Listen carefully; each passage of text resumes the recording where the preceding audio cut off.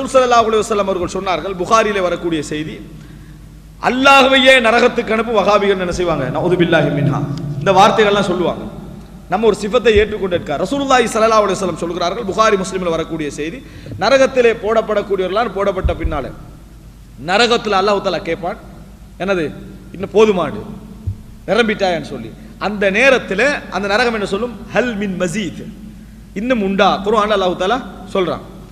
அதுக்கு பின்னால் அல்லாஹ் தஆலா அந்த ஹதீஸ்ல வரக்கூடிய ஹத்தா யதஅ ரப்புல் ஐஸ ஃபீஹா ரிஜ்லா, கண்ணியத்துக்குரிய இறைவன் தனது பாதத்தை நரகத்தில் என்ன செய்வான், வைப்பான்.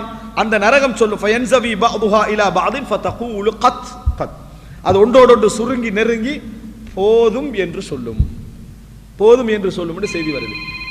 இந்த சிவத்தை நம்ம எப்படி புரிந்து கொள்ள வேண்டும், இந்த அம்சத்தை நம்ம எப்படி புரிந்து கொள்ள வேண்டும்? அது நரகத்தில் இறைவன் பாதத்தை வைப்பான்டா, மனிதனோட ஒப்பிட்டு என்ன செய்யக்கூடாது, புரிந்து கொள்ளாது. படைத்தவன் இறைவன். இந்த செய்தியை நாங்க தான் ஆரம்பிச்ச மாதிரி, நம்ம தான் சொன்ன மாதிரியும் என்ன செய்வார்கள், எங்கள் மீது கரை பூச நம்ம பார்க்கிறோம். இதை எப்படி நம்ம புரிந்து கொள்வது? அல்லாஹ் தஆலா சொன்னால் அல்லாஹ்வுக்குரியது சிஃபத்தாக நம்ம என்ன செய்ய வேண்டும், ஏற்றுக்கொள்ள வேண்டும். இது ரெண்டு விஷயத்தை நான் சொல்லி இருக்கிறேன். ஒன்று, அல்லாஹ் ரப்புல் ஆலமீன் அல்லாஹ்வுக்கு அஸ்மாக இருப்பதும் அல்லாஹ்வுக்கு சிஃபத் இருக்குதும் சொல்லக்கூடிய விஷயங்கள். இரண்டாவது அம்சம், ஹதீதுகளிலே ரசூல் ஸல்லல்லாஹு அலைஹி வஸல்லம் அவர்களை பற்றி, ரசூல் ஸல்லல்லாஹு அலைஹி வஸல்லம் அவர்கள் அல்லாஹ்வை பற்றி நிறைய சிஃபத்துக்களை என்ன செய்திருக்கிறார்கள், சொல்லி இருக்கிறார்கள். இது என்பது அடிப்படை ஆழ்ந்த நம்பிக்கை. அல்லாஹ்வுக்கு நல்ல பெயர்கள் உண்டு, அல்லாஹ்வுக்கு நல்ல சிஃபத்துக்கள் உண்டு. அதை நாங்கள் அப்படியே என்ன செய்ய வேண்டும், ஏற்றுக்கொள்ள வேண்டும் என்பது. ஆனால் இது ஒரு மூடலான ஒரு காய்தா. இவைகளை பற்றி ஓரளவு நம்ம விரிவாக என்ன செய்யணும், தெரிந்து கொள்ளணும்.